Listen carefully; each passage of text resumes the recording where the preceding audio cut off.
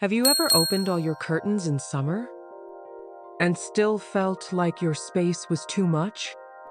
Not messy, not dirty, just loud. Like something was bouncing off the walls, light, heat, and somehow your money. You were doing everything that should feel good. A bright home, clean air, maybe even a fresh summer candle. But inside, your energy felt rushed. Your sleep got weird. And your bank account? Not exactly feeling lucky. Here's the thing. In Feng Shui, summer is fire season. And too much fire in the wrong places can quietly burn the very flow you're trying to build. Money, focus, stability, that rich, calm feeling in your home. All of it can evaporate before you notice. If this video found its way to you, maybe you've been doing everything right and still wondering why things aren't flowing. Thank you for clicking play. Thank you for choosing to sit with this. You could have been anywhere, but you're here, and that means something. If this kind of quiet shift speaks to you, feel free to like, subscribe, or leave a thought in the comments. Or just breathe with it for now. Let's see where this takes us. So, let's start with Jessica. She loved summer light. Wide open windows, bare spaces. Fresh energy, right? Until that same energy started feeling cooked. Not every space that looks bright feels alive. Sometimes, the light you let in with love becomes the very thing that drains your luck.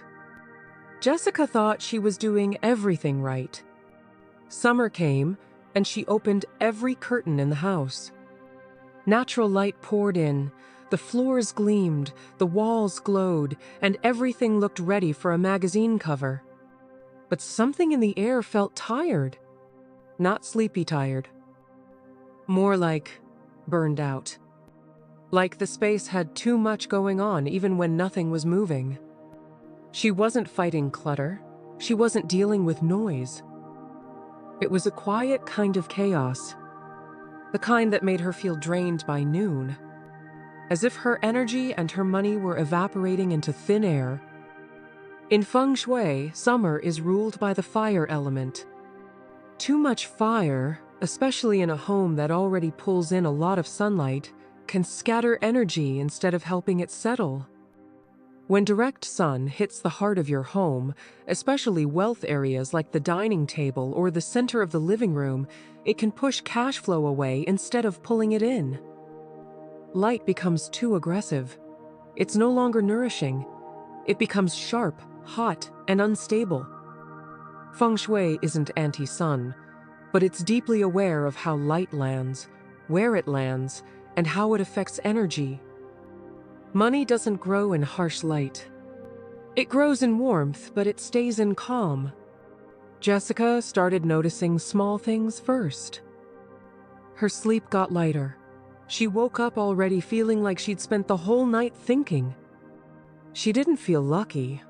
She felt scattered. Bills came in faster than usual. Groceries cost more than expected. And she had no explanation for why her credit card balance was inching up, even though she wasn't buying anything big. It felt like she was always catching up, as if cash didn't want to stay in the house for long. The way summer light hit her living room was like leaving money out in the wind. It looked clean, but the energy was leaving the moment it arrived. Imagine placing a bowl of coins near an open window where the wind keeps knocking them off the table. That's what it felt like. No matter how much she tried to focus, rest, or save, the house kept feeling like a space with holes. Some environments feel too loud, even when they're quiet. It's not a sound thing, it's a nervous system thing. Too much direct light can overstimulate the brain, raise stress hormones, and create decision fatigue. And when your brain is tired, your body spends more, your attention splinters, and your wallet follows. The nervous system loves balance, just like Feng Shui does. Both need a space to land and feel held. Jessica didn't change everything. She didn't block all the light. She just softened the edges. She got lightweight linen curtains that filtered the sun instead of blocking it. She moved the dining table just a few inches off the sunbeam. She added a calming indoor plant in the southwest corner, a jade plant, to ground the fire with earthy energy. And she placed a small crystal bowl of water near the window, not for looks, but for balance. Within a week, the house felt less tense. The air felt like it could breathe.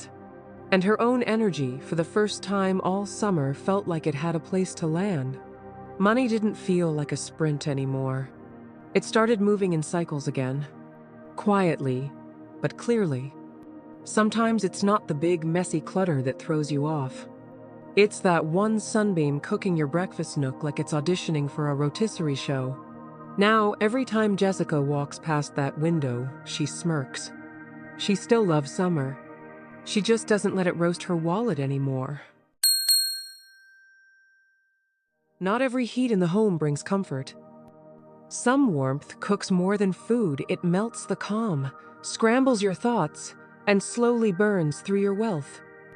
Jessica never thought of her kitchen as a problem. It was always spotless. Sleek counters, organized cabinets.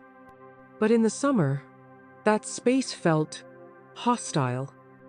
Even with the air conditioner on, the kitchen held a heavy kind of heat. Every time she stepped in to cook, she tensed up. Not from effort, from something sharp in the air, like a heat that didn't belong. The dishwasher was tucked right beside the oven. The trash bin sat near the stove. A metal kettle lived on the back burner, always ready. One afternoon, standing in that corner, she realized her kitchen wasn't just hot. It was working against her.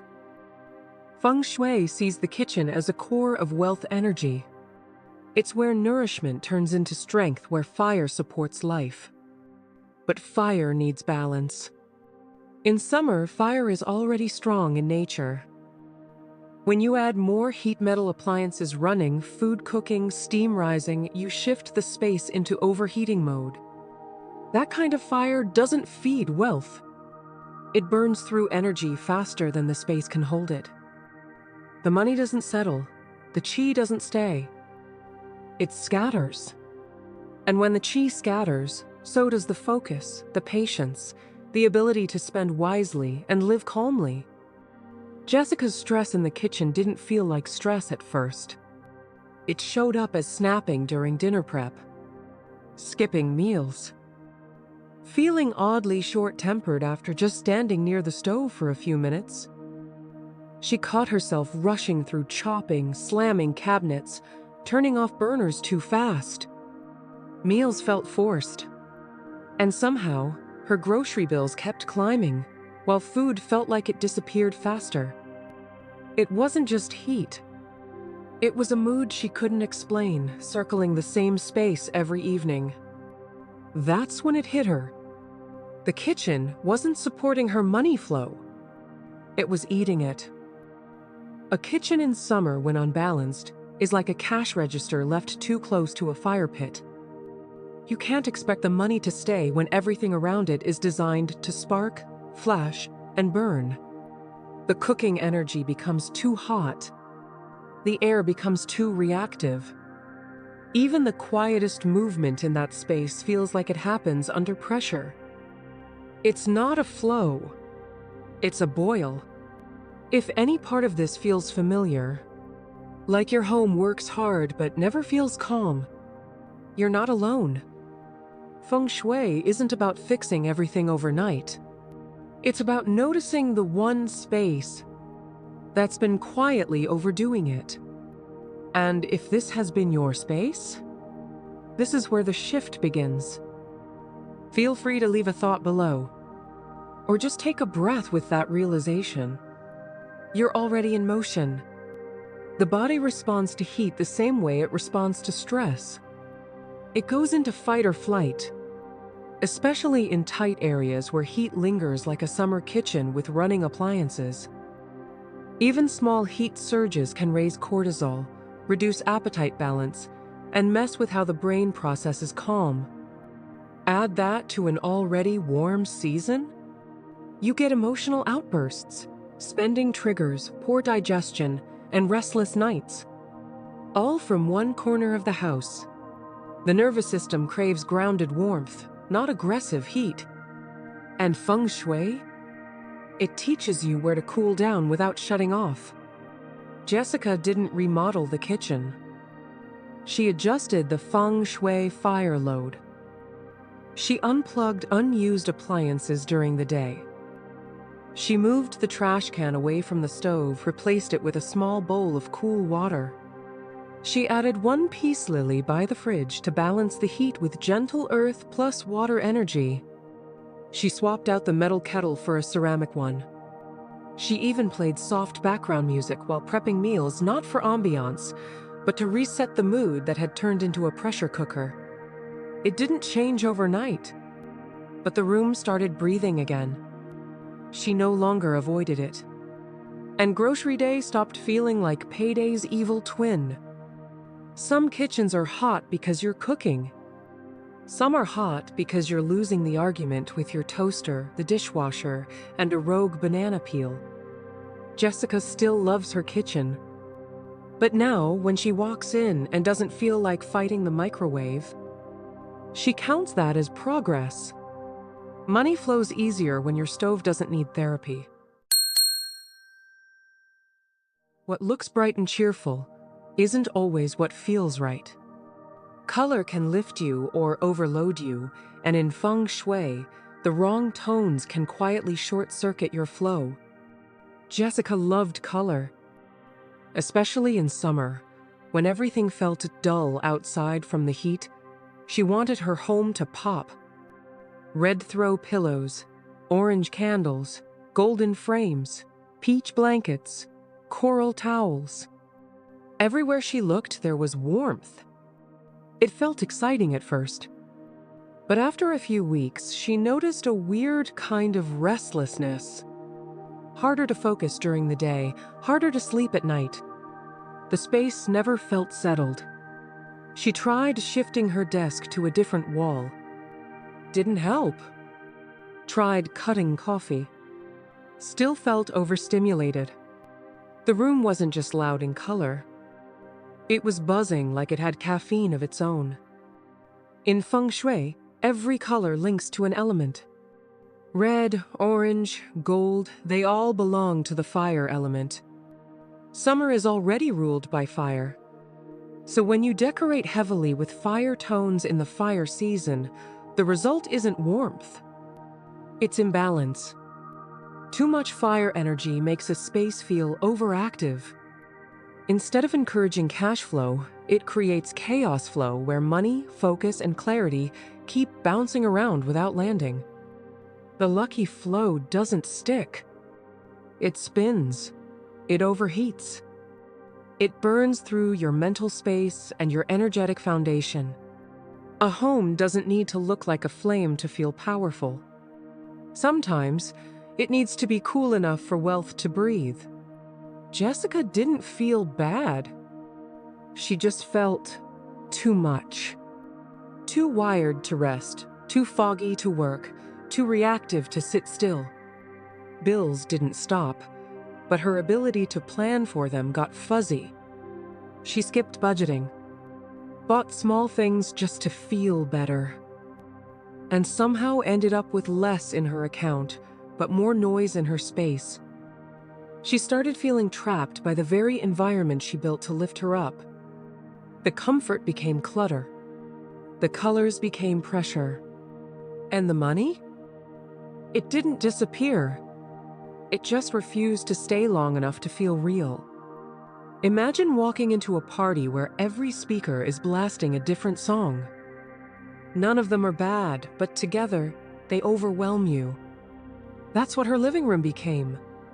Too many fire tones, layered on top of summer heat, turned her space into a non-stop signal. Not restful, not abundant, just too much signal, not enough space to receive. And when there's no space to receive, Money stops listening. Energy stops forming. It's like trying to meditate inside a volcano. Color has real impact on the nervous system. Warm tones like red and orange stimulate adrenaline. They increase alertness, tension, and heart rate. That's helpful in a workout. Not helpful in a home trying to hold peace, decision-making, and money energy. Too much stimulation confuses the brain. When the eyes are overloaded, the body assumes something's wrong and it acts like it's under stress. Stress equals scattered focus. Scattered focus equals impulsive spending, fatigue, and low creative flow. Money follows clarity, and clarity needs room. Jessica didn't repaint the house. She started small. First, she packed away the red throw pillows, replaced the orange towels with soft blue ones, switched the gold frames to simple black and natural wood. She brought in more white space, added a sage green plant pot in the southeast, her money corner, used cotton instead of velvet for summer textures. Let her space cool down, visually and energetically. She also paused purchases for decor that only looked fun. If it didn't feel grounding, it didn't stay. By the end of the week, she felt like she could finally sit still, read a page without jumping up, look at her budget without flinching. The space didn't look dull, it looked steady. And for the first time all summer, her energy didn't feel like it was trying to run away from itself. Some people get burned by fire. Jessica got burned by a throw blanket, but she gets it now. Feng Shui isn't just about what you like, it's about what likes you back. Now when she picks colors, she doesn't ask, "Is this fun?" She asks, "Can money breathe here?" That's her new paint test. It's way cheaper than therapy. Not everything soothing brings peace. Some habits feel relaxing until you realize they're trapping your energy instead of freeing it. Jessica had a ritual she loved. Every summer evening, just before sunset, she would light a few scented candles around the house. Soft glow, warm smell, a little moment to say, "This day is done." It felt like self-care. But over time, those evenings stopped feeling calm. She noticed her thoughts didn't slow down. Instead of winding down, she felt foggy, fuzzy. Like her body wanted to rest, but her mind refused to follow. The house started to hold heat deeper into the night. Air got thick. Sleep got weird. And her money habits? More scattered than usual. What felt like peace started feeling heavy. Feng Shui sees candles as a fire element, and in summer, fire is already at its peak. Bringing more fire into a space that's already fire-heavy doesn't create balance. It creates overload. Too much fire energy in the evening disrupts the natural yin shift, the slow cooling of space that brings calm, clarity, and stable wealth energy. Instead of supporting cash flow, the space holds restless energy. The mind doesn't ground. The body doesn't release. And the money doesn't stay, it drifts, because there's no landing zone. Feng Shui works best when the elements know how to pass the baton. And fire, at night, in summer, doesn't like to let go. Jessica didn't notice the burnout right away. It was subtle. Waking up tired. Forgetting small things. Feeling guilty for not being more productive even when she didn't know what was wrong. Every time she thought about checking her bank account, she skipped it. Not out of fear. Out of mental static. Money didn't feel blocked. It felt like it wasn't showing up at all. She couldn't focus on work. Couldn't follow through with plans. The energy in the house started to feel like a loop, quiet, but not clear. Like walking through air that kept whispering, "Wait." Lighting a candle in summer is like turning up the stove when the soup's already boiling. It smells nice. It looks nice. But the heat keeps building and nobody notices until the pot boils over. The room doesn't scream chaos, but it hums. It holds on to tension like a slow burn. The flame that looks harmless becomes a symbol of stuck energy where things glow but don't move. Where wealth energy enters but hesitates to circulate. Heat changes brain rhythm. Candlelight, while cozy in cooler seasons, adds heat load in summer, especially in small or poorly ventilated rooms. The body reads it as one more signal to stay alert. Cortisol rises. Restorative cycles don't kick in. And without those deep energy resets, the mind stays in planning mode but can't actually plan. That confusion creates micro-stress, the kind that shows up in missed deadlines, skipped bills, or emotional spending. Calm isn't just about smell or vibe. It's about how the energy sits in the room and in the body. And Feng Shui teaches exactly that. Where heat holds too long, luck doesn't land. Jessica didn't give up her quiet evenings. She just shifted the tools. She swapped candles for a small ceramic diffuser using grounding summer blends like basil, lavender, or vetiver. She brought in a water bowl near the candle tray spot water to temper fire, a simple Feng Shui principle. She opened windows for 15 minutes before sunset to release held heat. And she used soft ambient lighting. No direct flame, no heat source, just presence. Within days, she felt the shift. The air moved again. Sleep came quicker. She sat at her desk without that weight in the chest. Money started to feel real again, not just a number she was too tired to chase. The space didn't just smell better.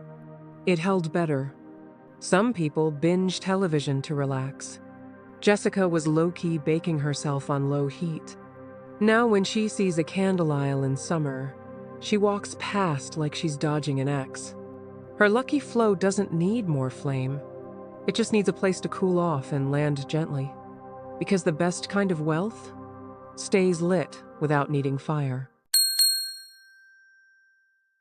Not everything you let go of was meant to leave.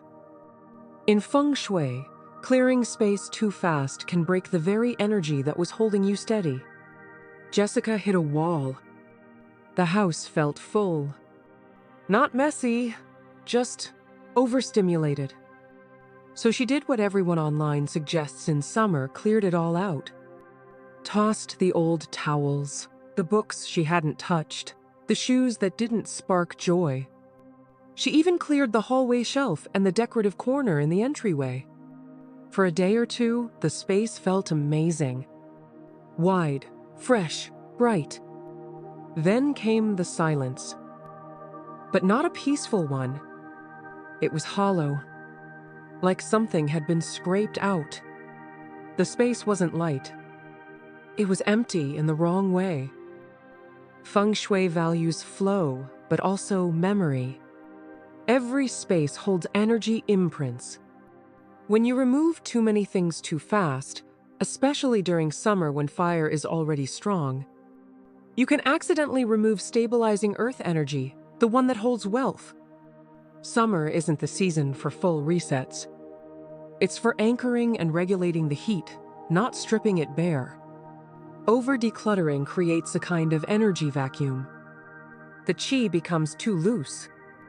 There's no holding point. Cash flow feels slippery. The house becomes a place where nothing sticks, including luck. Jessica didn't expect the crash. She thought she'd feel free, lighter, productive. Instead, she lost her focus. Forgot appointments. Didn't feel like cooking or even sitting still. Small things annoyed her. Work felt like walking uphill in flip-flops. And her bank account? Money came in, but somehow she didn't remember where it went. There was no sense of rhythm, no pulse. She had cleared too much. And along with the stuff, she'd cleared out the stable energy that was keeping things grounded. Imagine pulling out every rug in your house during a storm. The floor looks clean, but you keep slipping. That's what happened to her chi. There was nothing to catch it. No anchor points, no emotional touchstones, no energy memory. Without small things to slow down the eye and body, space becomes sterile. And sterile doesn't attract flow. It repels it. The brain needs familiarity to regulate. Removing too many objects, especially things tied to routine, interrupts emotional safety. The body loses orientation cues. That leads to disconnection, scattered memory, and low motivation. You feel off but can't explain why. It's not depression, it's energetic disorientation. Feng Shui honors energy patterns: what holds, what guides, what softens. Clear is good, but too clear becomes blank. And money doesn't land on a blank field. It lands where energy feels lived in. Jessica didn't undo everything. She brought back the pieces that felt like anchors. One photo on the hallway shelf. A small ceramic bowl by the door, not for keys, but for holding presence. A soft rug near the couch. And a piece of raw rose quartz she'd tucked away in a drawer, now placed in her southeast wealth corner. She started cleaning in layers instead of swipes. Let the space breathe between edits. And she stopped trying to make it perfect. She made it honest instead. Within a week, she felt held again. Groceries stopped feeling expensive. She checked her balance, and it didn't dip without reason. The house didn't just look like it had space. It felt like it had roots. Jessica used to think decluttering would fix everything. Turns out, she just needed to stop evicting her own luck. Now she leaves a little something on every shelf, not clutter, just markers. Places that say, I live here, my energy knows the way back. Because in Feng Shui, flow isn't just about movement. It's about what stays with you quietly, loyally, and without trying too hard. Sometimes, the space looks clean, the light looks right, and you still feel like money's leaking somewhere. Not loudly, just constantly. That's what summer can do when it's out of balance. It overheats the parts of life that should feel steady. It burns through energy before you can hold it. And it makes wealth feel like a moving target, no matter how hard you're trying. Feng Shui isn't about controlling your home. It's about making peace with how energy moves, and finally noticing where it doesn't want to stay. So if this video helped you slow down, if it reminded you of a corner you've been ignoring, or if it just made you laugh at your own candle habits, feel free to hit like, subscribe, or even drop a note in the comments. Sometimes sharing your one quiet shift helps someone else feel a little less stuck. Thank you for being here. Thank you for letting this wisdom sit with you. I'll see you in the next one, where Feng Shui meets the spaces we forget, and lucky flow finally finds its way home. Your space speaks. Wisdom listens.